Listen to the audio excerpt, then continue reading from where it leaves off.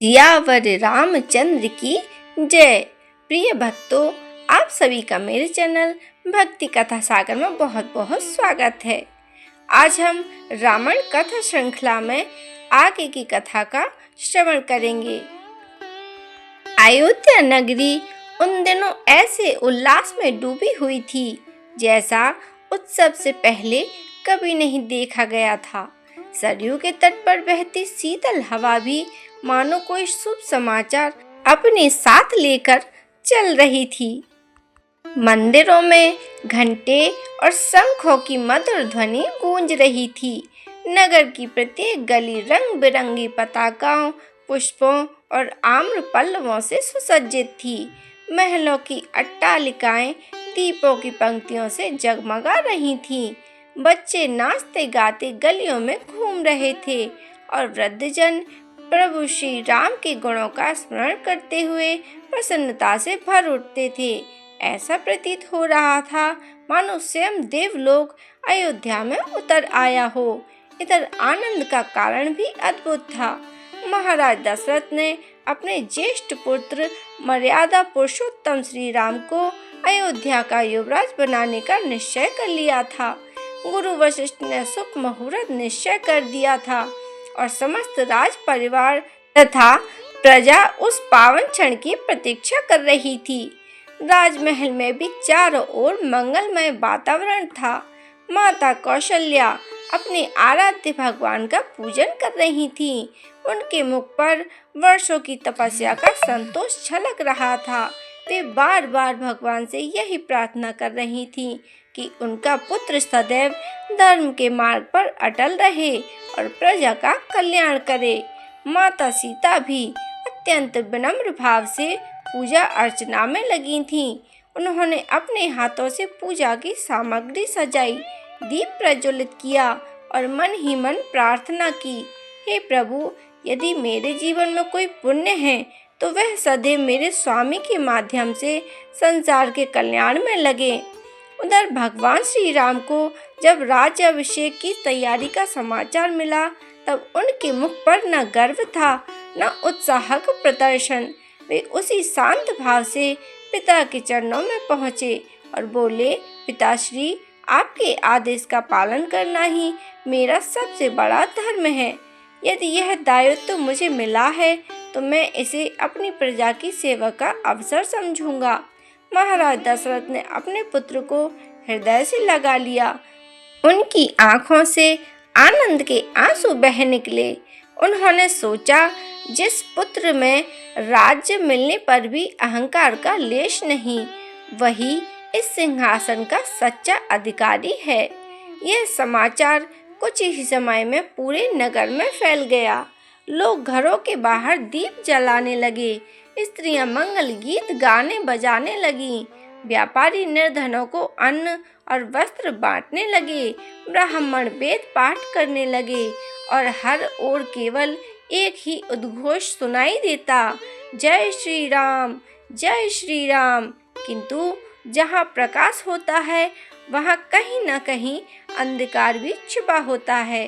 राजमहल के एक शांत कोने में एक ऐसी दृष्टि यह सब देख रही थी जिसके हृदय में प्रसन्नता नहीं बल्कि ईर्ष्या की अग्नि धधक रही थी। वह थी महारानी कैकेयी की दासी मंथरा। मंथरा बचपन से ही कैकेयी के साथ थी। उसका शरीर भले ही झुका हुआ था पर उसका मन छल और कुटिलता से भरा हुआ था। वह महल की छत पर चढ़ी और वहां से पूरा अयोध्या को उत्सव मनाते हुए देखने लगी। जहां जहां उसकी दृष्टि जाती वहां आनंद, हंसी और उल्लास दिखाई देता। उसने राह चलते लोगों को कहते सुना, कल प्रभु श्री राम युवराज बनेंगे। अब अयोध्या का भविष्य और भी उज्जवल होगा।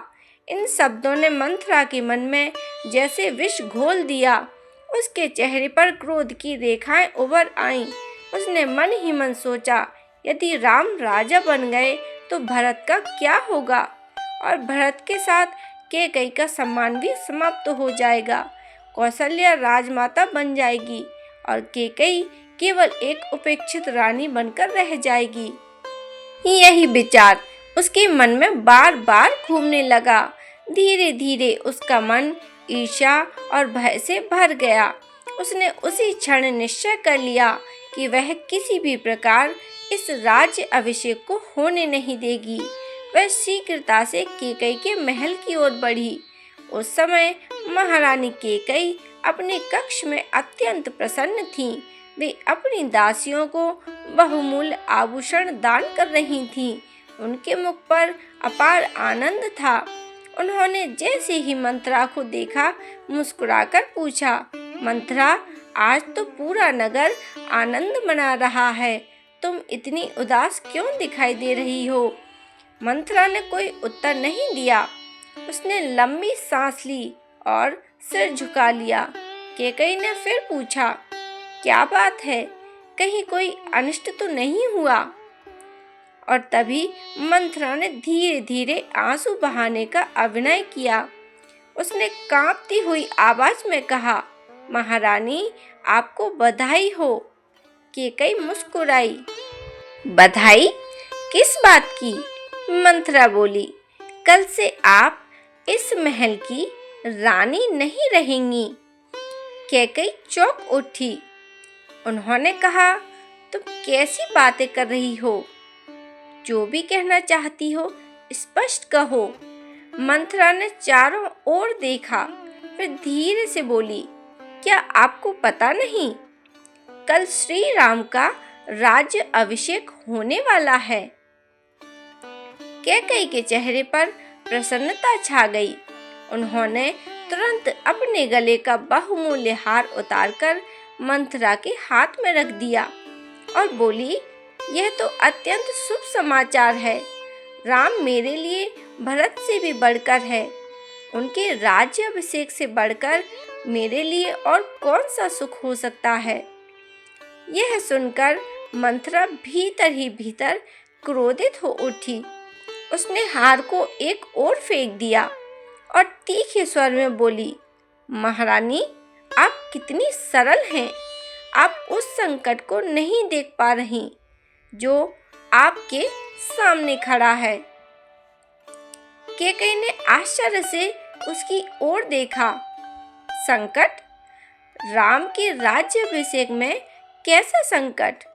मंथरा ने धीमे स्वर में कहा, आज आपको राम प्रिय लगते हैं क्योंकि वे अभी राजकुमार हैं, लेकिन कल जब वे राजा बन जाएंगे तब राजमाता कौशल्या होगी। उनका आदेश पूरे महल में चलेगा। भरत का स्थान पीछे हो जाएगा। आपका सम्मान भी धीरे धीरे समाप्त हो जाएगा। क्या आपने कभी सोचा है कि भविष्य में भरत का क्या होगा? केकई कुछ क्षण मौन रही। उसके मन में पहली बार एक हल्की सी शंका ने जन्म ले लिया। वे बोली, नहीं मंथरा, राम ऐसे नहीं हैं।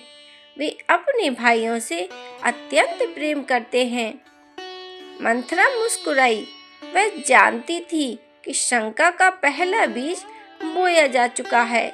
उसने धीरे धीरे अपनों शब्दों का जाल और गहरा करना प्रारंभ किया। उसके प्रत्येक वाक्य में भय, संदेह और छल छिपा था। केकई का शांत मन अब धीरे धीरे विचलित होने लगा। बाहर अयोध्या में उत्सव की ध्वनि गूंज रही थी, किंतु महल के भीतर भाग्य एक ऐसे मोड़ की ओर बढ़ रहा था जो न केवल रघुकुल बल्कि पूरे आर्यवर्त के इतिहास को बदलने वाला था। रात्रि का अंधकार धीरे धीरे पूरे अयोध्या पर छाने लगा था। बाहर संपूर्ण नगर दीपों की रोशनी से जगमगा रहा था। मंदिरों में शंखनाद हो रहे थे। घर घर मंगल गीत गाए जा रहे थे और लोग प्रभु श्री राम के राज्य अभिषेक की शुभ बेला की प्रतीक्षा में उत्सव मना रहे थे। किसी को भी यह आभास नहीं था कि उसी राजमहल के भीतर एक ऐसा निर्णय आकार ले रहा है जो आने वाले युगों तक मानव इतिहास का सबसे करुण और प्रेरणादायक प्रसंग बन जाएगा। महारानी केकई अपने कक्ष में मौन बैठी थी। उसके मन में मंथरा के शब्द बार बार गूंज रहे थे। वे स्वयं को समझाने का प्रयास करती, नहीं, राम मेरे अपने पुत्र के समान हैं। वे भरत से कभी अन्याय नहीं करेंगे। परंतु मंथरा की कुटिल बातें उनके मन में संदेह का विष घोल चुकी थी। मंथरा ने देखा कि कैकेयी अभी पूरी तरह उसके प्रभाव में नहीं आई है। वह धीरे धीरे उनके समीप आई और अत्यंत गंभीर स्वर में बोली, महारानी, मैं वर्षों से आपके साथ हूँ। क्या मैंने कभी आपका अहित चाहा है? मैं जो कुछ कह रही हूँ केवल आपकी और राजकुमार भरत के भविष्य के लिए कह रही हूँ। कैकेयी ने उसकी ओर देखा। उनके मुख पर चिंता स्पष्ट दिखाई दे रही थी। मंथरा ने आगे कहा, सोचिए महारानी, जब श्री राम राजा बनेंगे तब राजमाता कौशल्या होगी। पूरा राज्य उनके आदेश से चलेगा। भरत चाहे कितने ही गुणवान हो, वे केवल राम के छोटे भाई बनकर रह जाएंगे। क्या आपने कभी यह सोचा है कि भरत का अधिकार कहाँ रहेगा? कैकेयी ने धीमे स्वर में कहा, परंतु राम तो भरत से अत्यंत प्रेम करते हैं। मंथरा ने तुरंत उत्तर दिया, राम अवश्य प्रेम करते हैं, परंतु संसार केवल प्रेम से नहीं चलता, सत्ता से चलता है। आज लोग राम की जय जयकार कर रहे हैं, कल वही लोग भरत को भूल जाएंगे। कैकेयी अब गहरे विचार में डूब गई। उसके मन में पहली बार भविष्य का भय जाग उठा। मंथरा ने अवसर देखकर अपना सबसे बड़ा अस्त्र चलाया।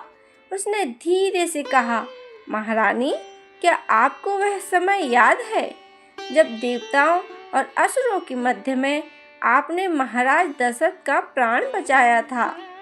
कैकेयी ने आश्चर्य से उसकी ओर देखा। हाँ, वह दिन मुझे अच्छी तरह स्मरण है। मंथरा बोली, उस समय प्रसन्न होकर महाराज ने आपको 2 वरदान देने का वचन दिया था।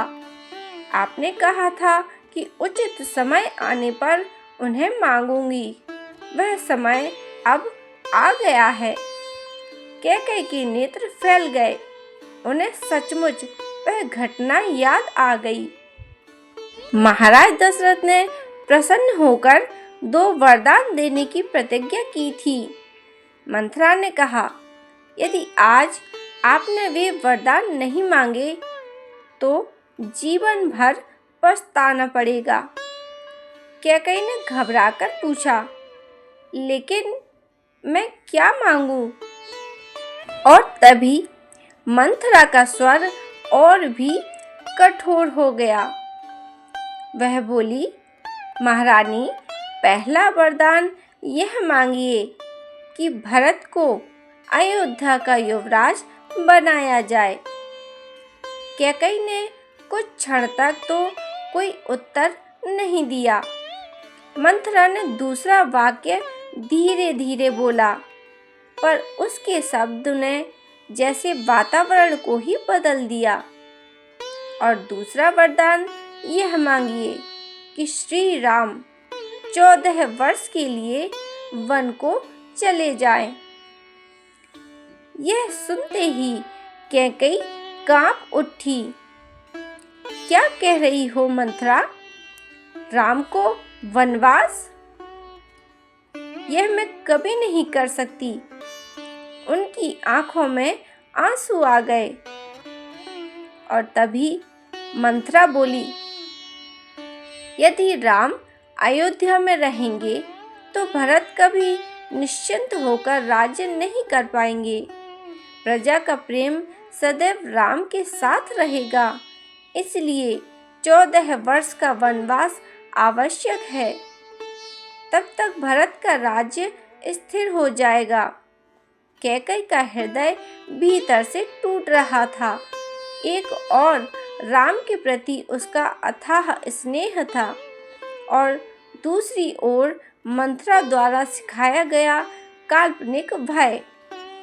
उनका विवेक और मोह आमने सामने खड़े थे।